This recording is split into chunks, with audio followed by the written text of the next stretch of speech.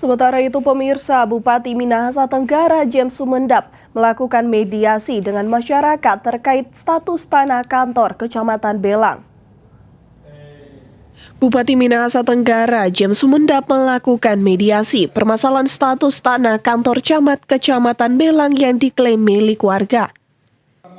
Mediasi menghadirkan seluruh hukum tua Kecamatan Belang, BPD dan tokoh-tokoh masyarakat di Kecamatan Belang.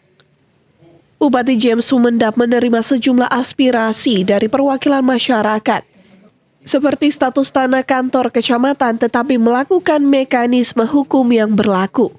Ada 3 tuntutan mereka, yaitu kantor camat itu adalah merupakan milik masyarakat Belang. Dan saya sudah menyampaikan kepada pihak masyarakat Belang yang menuntut tersebut, itu kita akan serahkan ketika ada proses hukum. Jadi mereka harus membuktikan apapun konsekuensinya, karena pemerintah yang menguasai tanah dan kantor itu, saya tidak bisa menyerahkan serta-merta itu selain melalui proses hukum. Tak hanya permasalahan status tanah kantor, Kecamatan warga Belang pun menyampaikan beberapa aspirasi, seperti mengevaluasi camat Belang dan mengaktifkan kembali hukum tua di wilayah tersebut. Hizky Waran Kiran melaporkan untuk Kawanua TV.